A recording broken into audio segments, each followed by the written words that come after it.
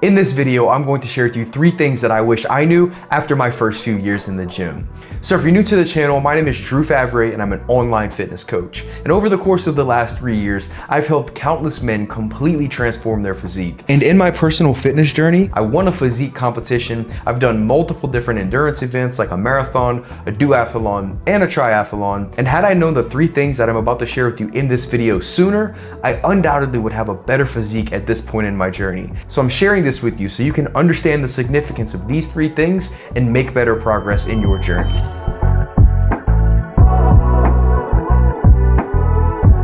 So number 1 is that sleep and stress management are essential for recovery. It doesn't matter how good your nutrition is.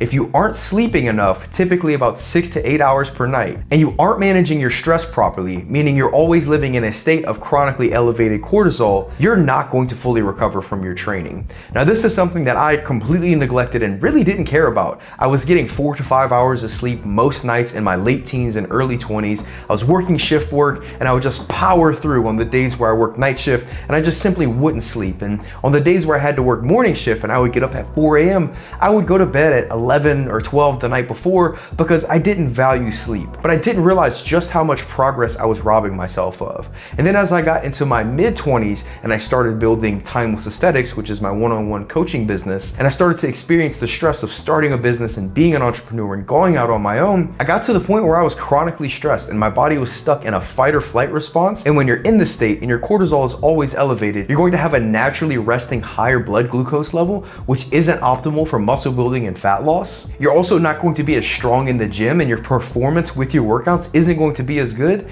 And cortisol itself, the hormone, is catabolic. So it's going to be very hard for you to build muscle and get your body into an anabolic state when you're not managing your stress levels. So learning how to manage my stress through breath work, meditation, mindfulness, religious practices, and getting the correct amount of sleep, I was able to really start making progress again and break through the plateau that I was in. So don't overlook the significance of sleep and stress management.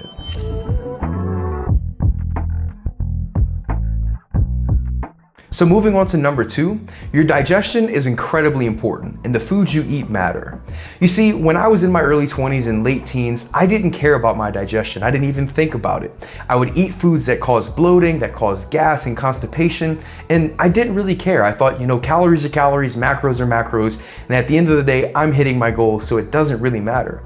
But that's not the case. When you're experiencing gastrointestinal issues, your body is not fully absorbing the nutrients that you're consuming, and it's just uncomfortable and it's going to affect the rest of your life. So you need to pay attention to your digestion and you need to pay attention to your food choices. You don't want to eat foods that are going to cause constant bloating, gas, constipation, or digestive issues of this nature. Now you also need to be mindful of how you're eating your food. This is something that I really overlooked. In fact, it was so bad. I used to eat my meals so fast that my girlfriend actually made me time it. And I would eat an entire 500 to 700 calorie meal in literally less than 2 minutes. And that's absurd, guys. But I didn't think anything of it. I thought it was efficient. I thought it was a great way to get my meal in and get back to what I was doing.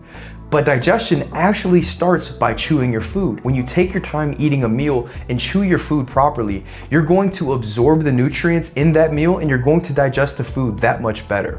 So you need to pay attention to your food choices and how your body is reacting to them. And you need to make sure that you're not scarfing down your food to make sure that your body is fully absorbing the nutrients that you're consuming. Now, before we move on to the 3rd and final tip in this video, I wanted to let you guys know that I offer a free community for purpose-driven men who are looking to elevate their life through fitness and personal development. In this community, we're offering 9 different hypertrophy training programs. There's an entire course that's going to teach you everything you need to know about nutrition and training to completely transform your physique, and it's all for free. So go ahead, click the link down below in the description to sign up for the free community. So now moving on to the 3rd and final tip of this video, if you use slightly lighter weights and focus on controlling the eccentric portion of the rep, you're going to prevent nagging pains and potential injury in the future without actually slowing down your progress. In my late teens and early 20s, I'll admit it, I was an ego lifter. All I cared about was how much weight I was lifting for how many reps. My form was never terrible, but I definitely was blowing through the eccentrics and didn't really care too much about my form. But over the years, this really led to a lot of nagging nagging pains, and it wasn't until I strained my lat that I started to second guess how I was training. And the strained lat set me back about 4 months of training. So when I got back into the gym, I had to kind of reassess what I was doing, and I started using a little less weight and focusing on the eccentric portion of the rep, which means I was slowing down the reps on the way down and really focusing on the mind-muscle connection and controlling that negative portion of the rep. And as a result, I wasn't making progress any slower, I wasn't getting any weaker, and my body felt better, and since then I haven't been injured. So although you do need to lift heavy, you do need to lift hard, and you do need to lift intensely, you don't necessarily have to use maximum load all the time. You can decrease that weight by 10 to 15% and focus on slowing down your eccentrics to really maximize muscle growth without those nagging pains or potential injury in the future. So that's pretty much going to bring this video to an end, guys. I hope you found it valuable. If you did, be sure to give it a like and subscribe to the channel so you don't miss any future content. And if you're interested in one-on-one coaching and following a plan that's going to give you guaranteed results, and you want that next level accountability to get there, then you can click the link below in the description to book a free consultation call with me, where we'll talk about exactly what you've got going on, what you're looking to achieve, and to see if you'd be a good fit for our one-on-one coaching program. So until the next video, guys, keep pushing, keep persevering, and keep it positive.